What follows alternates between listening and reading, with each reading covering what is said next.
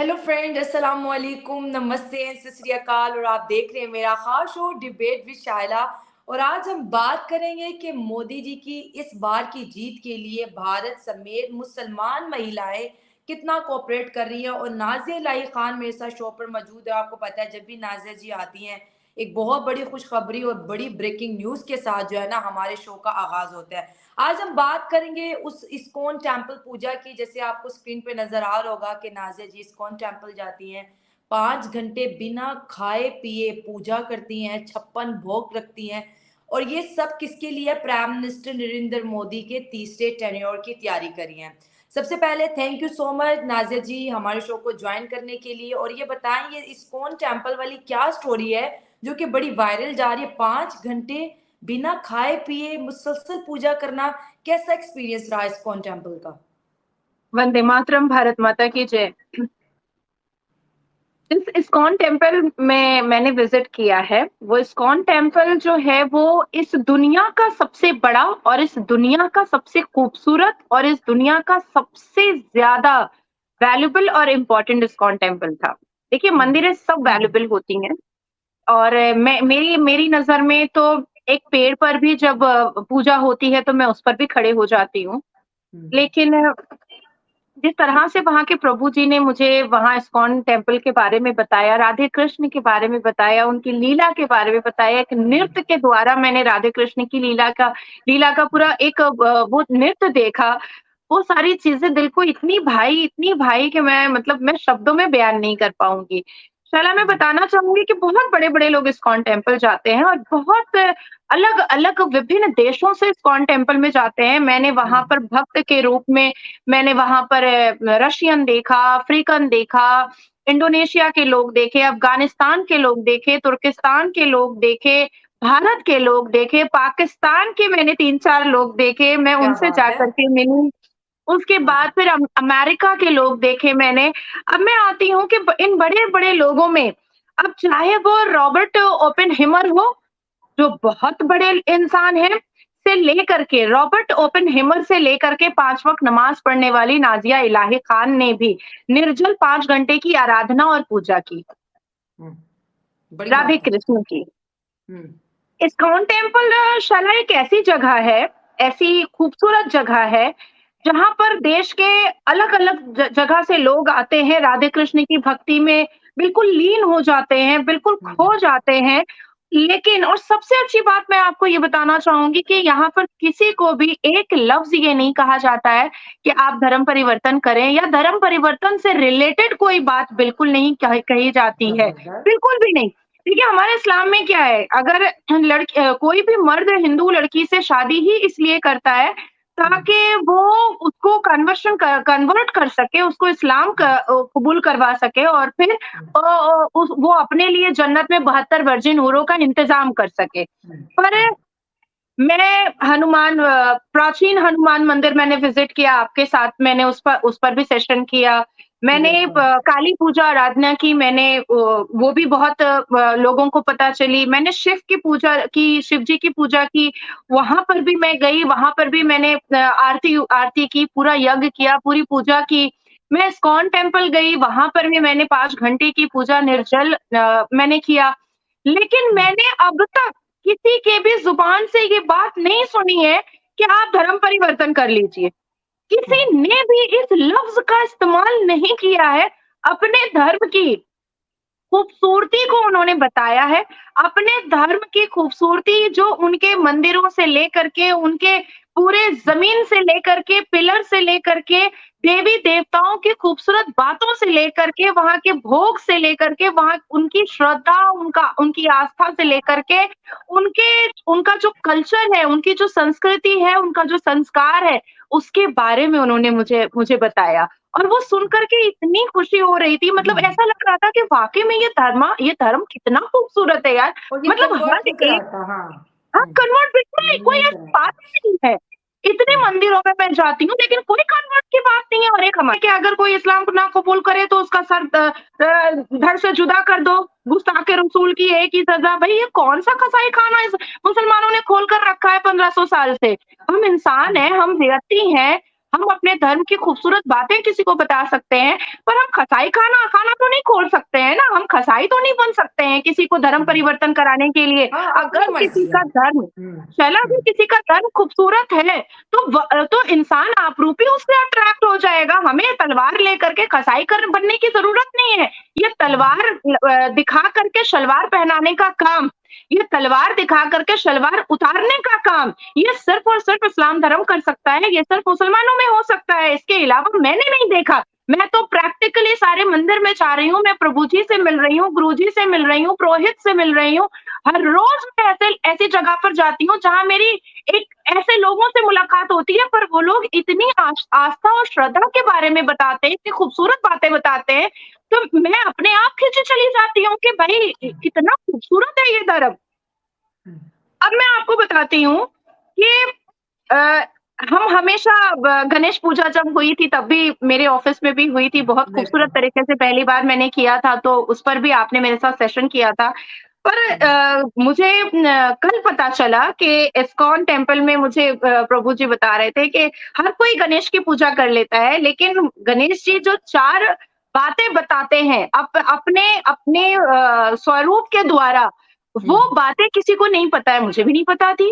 भई हुँ, गणेश पूजा मैंने कर लिया, पंडित जी ने जितने भी यज्ञ किए, जितने भी मंत्र पढ़े, वो तो मैंने सुन लिया। लेकिन हुँ, गणेश पूजा का इतना महत्व क्यों है? लोग हुँ, गणेश पूजा, गणेश चतुर्थी इतनी खूबसूरती से, इतने बड़े रूप क्यों में क्यों मनाते हैं? मनाते हैं? हाँ, उसको इतना क्यों मानते हैं? तब हुँ, मुझे प्रभु जी ने बताया कि जिस गणेश की एक पैर जो है, वो हमेशा जब भी आप गणेश पूजा गणेश जी की को देखिएगा, तो उनका एक पैर जो होता है वो उनके तख्त पर होता है और एक पैर ज़मीन पर होता है, बिल्कुल, जिससे वो ये एब्सोल्यूट लोगों को मैसेज भेजते हैं कि चाहे जितनी भी बुलंदी पर चले जाओ, चाहे जितनी भी ऊँचाई पर चले जाओ, ज एक पैर ज़मीन पर होना बहुत ज़रूरी है। ज़रूरी है। दूसरा हमको उन्होंने बताया कि गणेश जी का बड़ा कान, जिसका अर्थ ये निकलता है कि you have to be a very good listener. आपको वॉव! सुनने की क्षमता बहुत ज़्यादा होनी चाहिए। हम बोलते हैं, लेकिन हम सुनना नहीं पसंद करते हैं, सुनना तो हमें कोई भी नहीं सुनने सुनना की पसंद करता। हाँ, हाँ, तो हमें सुनने की क्षमता बहुत ज़्यादा होनी चाहिए। क्या बात तीसरा है। उन्होंने बताया कि उनके साथ एक चूहा होता है, जिस पर काफ़ी मुसलमान बहुत सारे मज़ाक भी उड़ाते हैं, पर उसका अर्थ ये निकलता है कि छोटी से छोटी चीज़ें, जिसका कोई शायद ज़िंदगी में महत्व नहीं है, पर उसको भी वैल्यू देना, ये हमारा कर्तव्य है और इसी से हम एक अच्छे व्यक्ति हैं, इसी से क्या पता बात चलता है। क्या बात अब चौथे बात पर मैं आती हूँ कि उनका आधा धड़ इंसान का है और हुँ, चेहरा जो है वो हाथी का है, जिस पर भी इस्लाम धर्म ने बचपन से हम लोगों को बहुत मज़ाकिया अंदाज़ में ये बताया है, पर उसका अर्थ ये निकलता है कि व्यक्ति कैसा भी दिखता हो, व्यक्ति का रूप रंग कैसा भी हो, पर उसके चरित्र, उसका कैरेक्टर, उसका विज़न, उसका फ़ोकस, सबसे उसका ज़्यादा एजुकेशन कैसा है, इस क्या पर बात है। उसको चूज़ करना चाहिए, इस पर उसको हुँ, वैल्यू देना चाहिए। मतलब हुँ। शैला मैं सुन कर के ना मुझे ऐसा लगा कि आई विश कि मेरे इस्लाम में भी इतनी खूबसूरत बातें बताई गई होती। मेरा इस्लाम ये नहीं कहा होता, "ओ लो 10 लौंडियाँ ले जाओ।" अरे औरत होती है बिस्तर का सामान। भाई इतनी खूबसूरत बातें हैं सनातन धर्म में, इतनी खूबसूरत बातें हैं। अच्छा इतने डीप में तो हम लोगों को पता नहीं। बचपन से तो हमने यही सुना कि हिंदू मतलब काफ़िर, हिंदू मतलब काफ़िर। भाई ये काफ़िर हुँ, कभी हो ही नहीं सकते हैं, नॉट एट ऑल, हुँ। पॉसिबल ही ये नहीं बहुत है। हेट वाला लफ्ज़ है ना, देखिए कोई भी रिलीजन है अब अगर आप किसी सनातनी को सनातनी कहोगे वो खुश होगा, मुसलमान को मुसलमान कहोगे खुश होगा। ये जो लफ्ज़ काफ़िर ये स्पेसिफिकली हेट के जो है ना ज़मरे में आता है और हेट फैलाने के लिए इस्तेमाल हो, तो सबको पता है कि लफ्ज़ सिर्फ़ ये धर्म को नहीं है, ये किसी दूसरे रिलीजन से नफ़रत के लिए बोला जाता है और ये हमारे इंडिया और पाकिस्तान में तो ये लफ्ज़ इतना आम है कि मैं कहती हूँ छोटे-छोटे जिससे कुछ भी बच्चे नहीं भी पढ़ा। ये बात बोलते हैं, छोटे-छोटे हाँ, बच्चे भी ये बात बच्चे बोलते भी। हैं और शर्म आनी चाहिए मुसलमान धर्म के ठेकेदारों को कि सनातन धर्म में जितने भी भगवान हैं और जितना मैं डीप डाउन जा रही हूँ शैला आई स्वेयर कि जितना मैं डीप डाउन जा रही हूँ मुझे लग रहा है कि एक-एक को पकड़-पकड़ के मुसलमानों को मैं मारूँ कि तुमने मुझे बचपन से गलत बातें क्यों बताई? तुमने नहीं मुझे बचपन से गलत इन्फॉर्मेशन क्यों दिया? मुझे ऐसी फीलिंग आ रही है। अब मैं आपको बताना चाहूँगी जो मैंने वहाँ पर मतलब हम्म। सीखा, समझा, जो हम्म। पूरे अर्थशास्त्र को निकाल कर के उन्होंने मुझे दिखाया है, मतलब वर्बल हम्म। बातें नहीं। एक होती है हम्म। ना जैसे हमारे मुसलमान इस्लाम के ठेकेदार लंबी-लंबी दाढ़ी है, टोपी पहना हुआ है, शेरवानी पहना हुआ है, लुंगी छाप वाला, अरे मरोगे तो 72 वर्जिन हूरें मिलेंगी, सेक्स का मज़ा लोगे, ये हवाबाज़ी है। ये सारी बातें हम्म। हवाबाज़ी हैं। लेकिन हम्म। जो प्रभु जी ने मुझे बताया है, वो सारी बातें अर्थशास्त्र को दिखा कर के उन्होंने मुझे बताया है। हम्म। हम्म। अब उन्होंने मुझे बताया कि आप मुझे बताइए कि जितने भी हम लोग पूजा करते हैं, पाठ करते हैं, उसमें हर मंत्र के बाद स्वाहा क्यों बोलते हैं? मैं हाँ। मैं भी मैं भी ये हो गई कि हाँ, हाँ। एक्चुअली में क्यों स्वाहा बोलते हैं? तब हाँ। उन्होंने बताया कि सनातन धर्म में महिलाओं का की बेपनाह इज़्ज़त है। मैंने कहा इस बात को तो मैं एग्री करूँगी। मैं तो इस हम्म। बात को बिल्कुल एग्री करूँगी, सनातन धर्म हम्म। में बेपनाह महिलाओं की इज़्ज़त है। तो हाँ। राजा दशरथ की बेटी का नाम स्वाहा हुआ करता था। राजा हम्म। दशरथ की बेटी का नाम स्वाहा था और स्वाहा ने अग्निदेव से शादी की थी, इसलिए हिंदू ओ। धर्म में मंत्र के उच्चारण के बाद स्वाहा बोला जाता है, तभी वो पूजा पूरी होती है। अब क्या आप बात है, ये तो मुझे सोचो भी आज पता चला है। अब आप सोचो कि एक पूजा आराधना भी तब पूरी हो रही है जब एक औरत का नाम लिया जा रहा है। क्या जब बात है। एक महिला को सम्मान दिया जा रहा है, तब वो पूजा आराधना पूरी हो रही है। मैं तो मतलब मुझे ऐसा लग रहा देखिए ना, था। देखिए नाज़िर जी, आइडियोलॉजी देखिए ना, कि वो इस कायनात में जितनी भी चीज़ें हैं, उसको ऑपोज़िट नहीं, वो पैरेलल लेके चल रहे हैं। अगर जितना एक सामान एक मर्द का है, उतना एक विमेन का भी है, जितना एक दरख्त का है, उतना एक हवा का भी है। तो ये जो धर्म है, क्योंकि ये एक प्रैक्टिस है ना, लाइफ़ की प्रैक्टिस है, तो मैंने जितना, क्योंकि मैं भी वीडियो पे रिएक्ट करती हूँ, तो एक बैलेंस है और मुझे लगता है कि पूरे बैलेंस बनाए रखने का नाम ही जो है सनातन। अगर एक तरफ भी पलड़ा आपका गया तो वो बैलेंस बिगड़ जाएगा। यहाँ पे जब मैंने फर्स्ट टाइम टेम्पल विजिट किया था 2 ढाई माह पहले, मैंने बहुत विजिट किया लाहौर में। गूगल पे टेम्पल आता था जब मैं जाती थी क्लोज, फिर टेम्पल आता था मैं जाती थी, वहां पे सरकारी ऑफिस बन गया, फिर टेम्पल आता था जाती थी। खैर मेरा फर्स्ट टाइम था, मैं पूरा दिन मुझे लगा एक टेम्पल मुझे मिल गया। लेकिन मैंने देखा जितनी भी वहां पे मूर्तियां थी, बिना नारी शक्ति के वो मंदिर मुकम्मल नहीं हो सकता। ये बैलेंस है, ये इस नेचर का बैलेंस है, इस कायनात का बैलेंस है।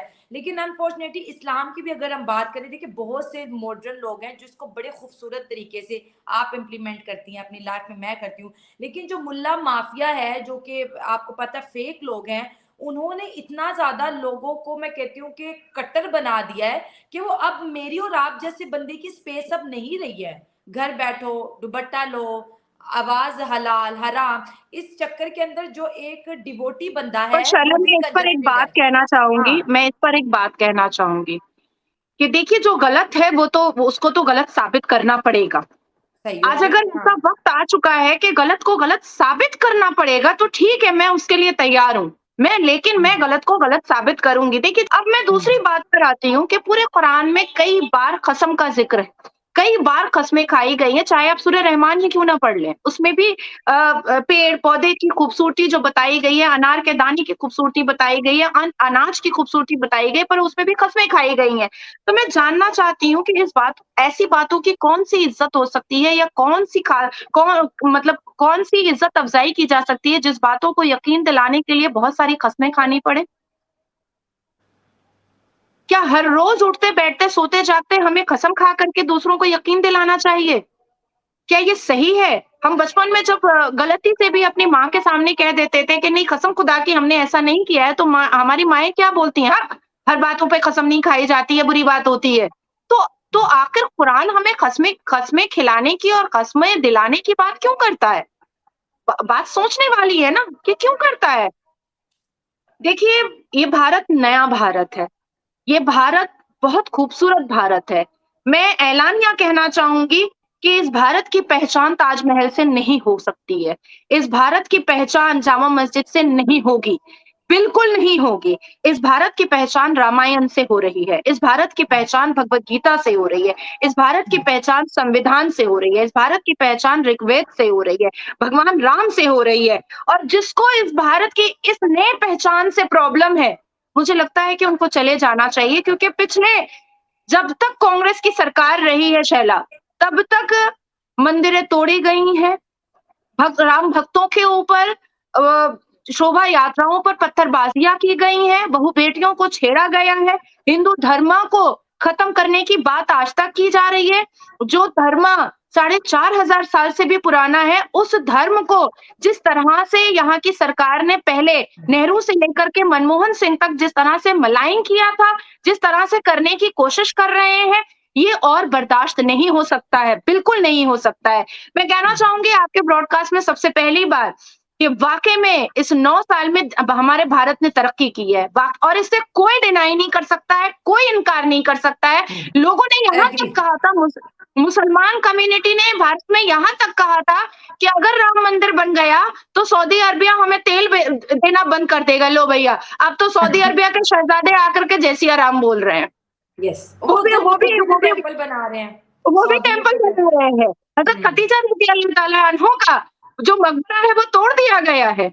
अब आप सोचो, उन पर फतवा कौन जारी करना चाहेगा? कौन, क्यों नहीं करेंगे? ये चिटिंगबाज, ये सड़क छाप, ये मदरसा छाप, ये लुंगी छाप मौलाना, जो झूठ, फरेब, धोखेबाजी, फितरा, ज़कात, भीख में हमेशा अपनी जिंदगी बर्बाद करते आए हैं, जिन्होंने अपने कौम की, मुसलमान कौम की बेटियों की जिंदगी तबाह बर्बाद करके रखी है, वो फतवा जारी करेंगे। ये सच है कि हमने काशी बनाई, ये सच है कि हमने राम मंदिर बना दी। दुनिया का सबसे बड़ा खूबसूरत इस्कॉन टेम्पल भारत ने बना दिया। अब हम मथुरा बनाएंगे। देखते हैं हम, और देखेगा पूरा भारत कि कौन से ठरके आजम की औलाद में कितना दम है। देखिए शैला, हम गंगा नदी के बारे में बात करते हैं, हम यमुना नदी के बारे में बात करते हैं, हम कावेरी नदी के बारे में बात करते हैं, हम फरजाना, रेहाना, अब्दुल्ला नदी के बारे में तो बात नहीं करते हैं। इतिहास हमें क्या बताया है? गंगा नदी बताया है। इतिहास हमें क्या बताया है? यमुना नदी बताया है। इतिहास हमें क्या बताया है? कावेरी नदी बताया है। हमें हिमालय बताया है, हिमालय का चट्टान, हिमालय का पहाड़ बताया है। हमें अब्दुल्ला और रहमतुल्लाह तो नहीं बताया गया। तो जिस इतिहास है, उस इतिहास को जो भी खत्म करना चाहेगा वो खुद खत्म हो जाएगा। नहीं, हिस्ट्री को नहीं मिटा सकते, ये बात सच है। कोई नहीं मिटा सकते, दबा सकते हो, वो मिट नहीं सकती, वो किसी और किताब में आ जाएगी, वो कोई और हिस्टोरियन लिख देगा। लेकिन खैर, आपने जो पूजा की इस्कॉन टेम्पल में 5 घंटे, फिर 56 भोग भी रखे, सनातन धर्म से आपकी अटैचमेंट काफी है और इस्लाम भी आप फॉलो करिए। मेरा एक सवाल है आपसे, क्या मुसलमान महिलाएं प्राइम मिनिस्टर नरेंद्र मोदी को इस बार सपोर्ट करेंगी या नहीं? ये एक बहुत अहम सवाल है और भारत से मुझे बहुत ज्यादा लोग देखते हैं, तो उनके लिए ये जवाब जो है ना बड़ा जरूरी है। सबसे पहले तो मैं कह दूं कि 5 वक्त मुकम्मल नमाज, 30 रोजा, और कभी भी कोई भी लैलतुल कद्र या शबे कद्र नाजिया इलाही खान से ना छूटी है। तो नाजिया इलाही खान भरे बाजार चीखती है कि श्री नरेंद्र दामोदर दास मोदी जी मेरे सिर्फ प्रधानमंत्री नहीं है, मेरे आइडियल है, मेरे मुखिया हैं, इस देश के मुखिया हैं। पिछले दिनों 33% वुमेन रिजर्वेशन के वक्त में करोड़ों मुसलमान महिलाएं रोड पर आ गई थी, और कितनी मुसलमान महिलाओं ने तो हिजाब के साथ मोदी जी की तस्वीर को दूध से नहलाया था। कुछ दिन पहले मुसलमान महिलाएं मोदी जी के स्टैचू पर राखियां बांध रही थी सोने की। वो मैंने देखा था। तो अब आप मुझे बताएं कि मुसलमान महिलाओं को मान मर्यादा इज्जत देने वाले तो सिर्फ और सिर्फ श्री नरेंद्र दामोदर दास मोदी ही जी हैं, जिन्होंने इंस्टेंट ट्रिपल तलाक को बैन करा करके मुसलमान महिलाओं को इतनी बड़ी कुप्रथा से उनको इंसाफ दिलाया। ये जो खून के आंसू 1984 से शाबानो और सायरा बानो सर्वोच्च न्यायपालिका में अपनी गुहार लगा करके रो रही थी, और राजीव गांधी, इंदिरा गांधी, उसके बाद फिर मनमोहन सिंह को एक बार भी दिल में पीड़ा या दर्द नहीं जागी कि आखिर ये महिलाएं और कहाँ जाएंगी, अपनी सरकार से नहीं गुहार लगाएंगी तो कहाँ जाएंगी। पर किसी ने भी ऐसी गुहार नहीं सुनी, और हर रोज करोड़ों की तादाद में मुसलमान महिलाओं के चेहरे पर थूक देता था मुसलमान मर्द 3 तलाक के नाम पर, और बच्चा समेत रोड पर निकाल दिया जाता था। तो इस कुप्रथा से अगर बाहर निकालने वाले हैं तो श्री नरेंद्र दामोदर दास मोदी जी हैं। अपनी योजनाओं के द्वारा मुसलमान बेटियों को सशक्त बना करके स्कॉलरशिप के द्वारा आगे शिक्षित करने का बीड़ा अगर किसी ने उठाया तो श्री नरेंद्र दामोदर दास मोदी जी ने ही उठाया। अल्लाह के घर में अल्लाह की हिफाजत पे जाकर के हज करके महिलाएं अकेले आ सकती हैं। ये अगर इतनी बड़ी इज्जत अफजाई अगर मुसलमान महिलाओं की किसी ने की है तो वो सिर्फ श्री नरेंद्र दामोदर दास मोदी जी ही है।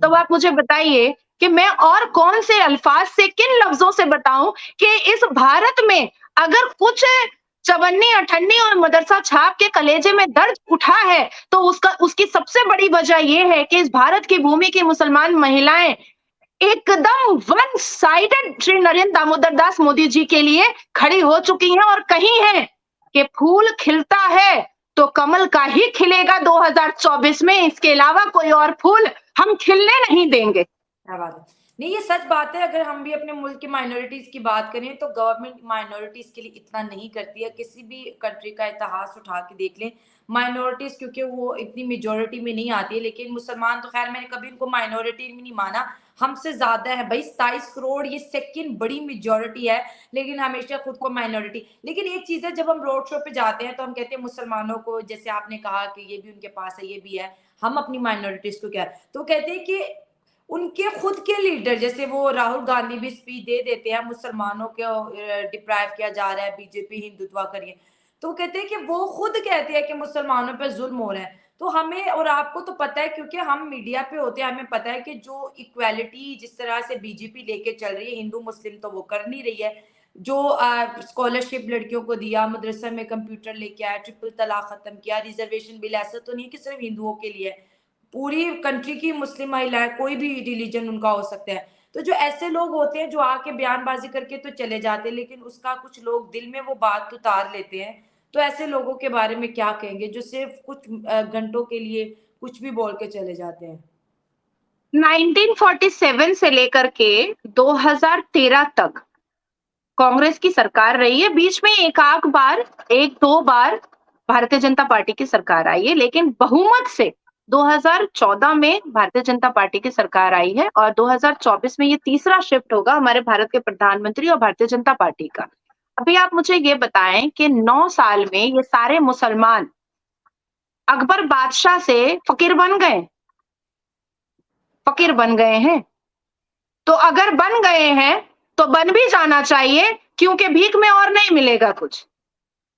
अब और भीख फितरा ज़कात नहीं मिलेगा। अब कमाइए, मेहनत कीजिए। सारे लोग दुनिया में मेहनत करते हैं, मैं और आप मेहनत करते हैं।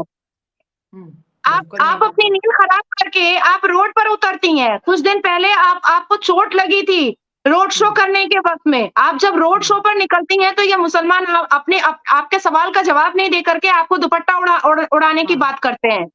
तो जब मैं निकलती हूँ तो मुझे सारे मुसलमान बच्चलन आवारा कहते हैं।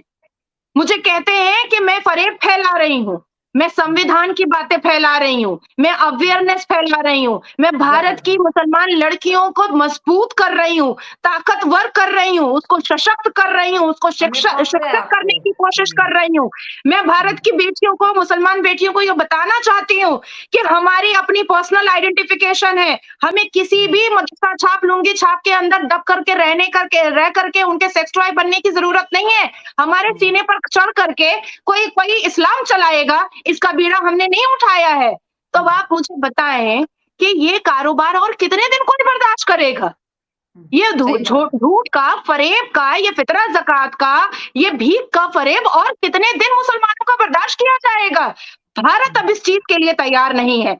और जो लोग ये नारे लगा रहे हैं, जो कांग्रेस की सरकार हो या आम आदमी पार्टी की हो या अवैसी साहब जो ये बार बार कह रहे हैं, तो अवैसी साहब ने कितनी मुसलमान बेटियों को बैरिस्टर बना दिया, खुद तो फॉरेन कंट्री से बैरिस्टर बनकर आए हैं। कितनी मुसलमान बेटियों को बैरिस्टर बना दिया, कितनी मुसलमान बेटियों को उन्होंने अपनी पार्टी में टिकट दे करके एमएलए और एमपी बना दिया, कितनी मुसलमान बेटियों के लिए उन्होंने फ्री में अवेयरनेस कैंप लगा दिया और उनको संवैधानिक शिक्षा दिया।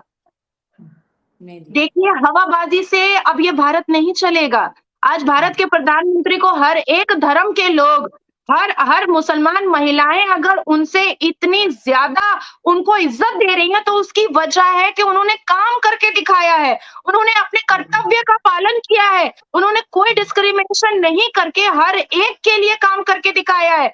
तो इसलिए आज उनको पलकों पे बिठाने पर ना नाजिया इलाही खान को झिझक हो रही है और ना भारत के नागरिक को झिझक हो रही है।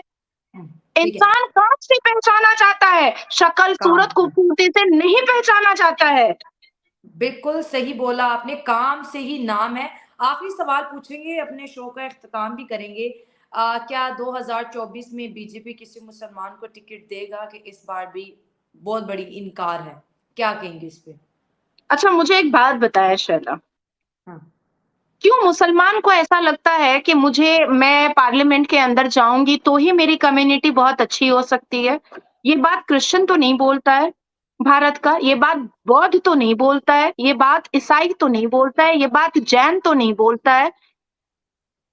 शैला, मुझे ऐसा लगता है कि भारत के प्रधानमंत्री किसी भी तरीके का कोई डिस्क्रिमिनेशन तो करेंगे नहीं, बिल्कुल नहीं करेंगे, ये तो मैं दावा ले सकती हूँ। लेकिन मैं हुँ, साथ-साथ ये कहना चाहती हूँ कि मुसलमानों को अभी कुप्रथाओं से बाहर निकलने की ज़रूरत है। मुसलमानों को अभी शिक्षित होने की ज़रूरत है। मुसलमान हुँ, कम्युनिटी को अभी संविधान फ़ॉलो करने की ज़रूरत है और संविधान फ़ॉलो करने की आदत डालने की ज़रूरत है। हुँ, जब इन सारी चीज़ों पर खरे उतरना वो सीख जाएँगे, तो मुझे लगता है कि जनता हाथ पकड़ करके भारत की जनता बहुत खूबसूरत है। ये जो हुँ, 82% सनातनी है ना, हुँ, इन्होंने नाज़िया इलाही खान को भारत की बेटी बनाया है। मैं अपने आप सही नहीं बात बनी हूँ, है। मैंने अपने मुँह से माउथ पब्लिसिटी नहीं की है, इन्होंने हुँ, बनाया है। हुँ, क्योंकि इनको ऐसा लगा कि नाज़िया भारत की बेटी स्वरूप नज़र आती है।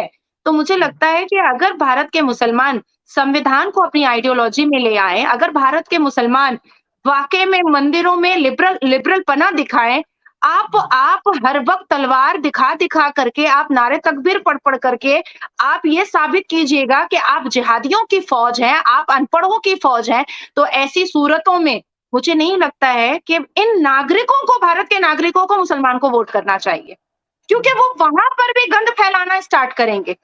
हुँ। देखिए 2 मतलब जब मुसलमान इसकी हुँ, मैं एक मिसाल दे देती हूँ कि जी, 33% वुमेन रिजर्वेशन बिल जब पास हुआ, हुँ, तो सारे लोगों ने सपोर्ट में वोटिंग की, सिर्फ 2 मुसलमान ने विरोध में वोटिंग की।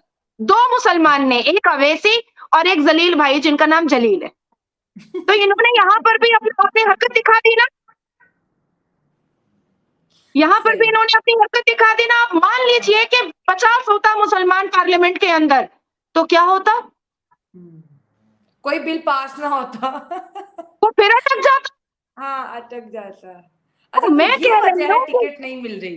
ऐसे जिहादी में नहीं, ये वजह नहीं है, ये मैं अपनी परसेप्शन बता रही हूँ। ये मैं हुँ, अपनी परसेप्शन बता रही हूँ, ये मैं अपने थॉट बता रही हूँ कि हुँ, अभी भारत के मुसलमानों को अप एक शिक्षा और एक लिबरल थॉट लेकर के आने की ज़रूरत है और अपने आप को साबित करने की ज़रूरत है कि वो भारत का नागरिक है, वो जिन्ना और इस्लाम का मैसेंजर नहीं है। हुँ, जिस दिन भारत का मुसलमान ये साबित कर देगा, मुझे लगता है कि हाथ पकड़ करके जनता पार्लियामेंट में ले जाकर के बैठा देगी। हुँ। ठीक है, और वैसे भी एजुकेट होना चाहिए, और जो बंदा एजुकेशन वाला होता है, तालीम याफ्ता होता है, उसके अंदर शऊर का होना भी बड़ा ज़रूरी है। अगर आप कहते हैं ना कि मैं पढ़ा लिखा हूँ, तो मुझे डॉक्टर साहब ने कहा कि आप उनसे पूछो आपने आखिरी किताब कौन-सी पढ़ी थी? जब मैं ये सवाल पूछूँ तो मतलब कभी कुछ पढ़ा ही नहीं है। ये एक बहुत बड़ा अलमिया है हमारी सोसाइटी का। अरे भाई, लोगों आपके मदरसे हाँ, के बच्चों से इंडिया गेट के बाहर में मीडिया वाले ने पूछा कि हमारे हाँ, भारत के राष्ट्रपति कौन है, उसको नहीं पता था। एक हाँ, तो नहीं छोटा-सा पढ़ाया जाता। 5 साल का बच्चा, उसने राष्ट्रपति, भारत के प्रधानमंत्री, भारत के कैबिनेट मिनिस्टर, इसरो का डिटेल सब दे दिया, क्योंकि वो वो समझ एक जाता है। स्कूल में पढ़ रहा था। हाँ, ये फ़र्क तो है, ये भाई वाज़िह सा मदरसे के बच्चे को के दिमाग में ये बात डाल दी गई है कि तुमको दुनिया से कोई लेना-देना नहीं है, तुमको जिहाद के लिए तैयार होना है। तो ऐसे है। जिहादियों की जगह मुझे ऐसा लगता है कि मैं नाज़िया इलाही खान भारत के नागरिक को कहना चाहूँगी कि भाई ऐसे ऐसे जिहादियों को जगह पार्लियामेंट के अंदर मत दो। मैं हाथ जोड़ हुँ, करके आग्रह करूँगी कि जब तक ये जिहादी भारत की संस्कृति और संस्कार को सर झुकाकर ना माने, तब तक तो इनको चुनना खतरे से खाली नहीं है। इसको मैं एक छोटे से आपको जोक में बता देती हूँ, तो लोगों हुँ, को भी समझ में आ जाएगा। जब हम आम पेड़ से तोड़ते हैं ना, तो वो हरा रहता है, पर ठीक है। उसको भी पकने के बाद गेरुआ बनना पड़ता है और अगर गेरुआ नहीं बनता है ना, तो कुचल-कुचल करके चटनी बना करके उसको खाया जाता है। सही है तल्ख़ हकीकत है बट सच है, यही सच है। बिटर ट्रुथ हाँ, ना? हाँ, सही कह रहे हैं। Agree, agree. दोस्तों, ये थी मेरी आज की वीडियो में जो बहुत ज़बरदस्त मेरा ये सेशन रहता है जिसमें नाज़िया इलाही खान हमारे साथ स्क्रीन शेयर करती हैं और काश यही जज़्बात सबके अंदर आए। सब अगर इसी तरह मेहनत से, अनथक मेहनत से कोशिश करते रहेंगे, भारत भी बदलेगा और पाकिस्तान भी बदलेगा, लेकिन विमेन्स को आगे आना ही पड़ेगा। और मैं फिर कहती हूँ कि पाकिस्तान को भी बदलने वाली विमेन्स ही होंगी, क्योंकि 70 सालों से मर्दों की हुकूमत तो हमने देख ली। अब विमेन्स का राज जाएगा तो क्या पता चेंजिंग आए। लेकिन मुस्लिम सोसाइटी में जिस तरह नाज़िया इलाही खान काम कर रही हैं, बहुत अच्छा काम कर रही है। आपकी वजह से बहुत सी मुस्लिम जो लड़कियां हैं स्पेशली, उनको कुछ करने की हिम्मत आती है। और ऐसे चेहरे, मेरी दुआ है कि अल्लाह ताला और इस ज़मीन पर उतारे जो कि काम करें और मेहनत करें। दोस्तों, ये थी मेरी आज की वीडियो। मुझे और नाज़िया खान को दे इजाज़त। मिलती है अगले प्रोग्राम में। अपना ख्याल रखें, दुआ में याद रखें। जिन फ्रेंड ने अभी तक चैनल सब्सक्राइब नहीं किया, हमारे चैनल को सब्सक्राइब करें। नाज़िया इलाही खान का फेसबुक चैनल है, लिंक डिस्क्रिप्शन में मौजूद है, उन्हें फॉलो करें ताकि लेटेस्ट अपडेट आप तक पहुंच सके। अपना ख्याल रखें। God bless you all. Thank you Nazia ji, thank you so much. वंदे मातरम, भारत माता की जय।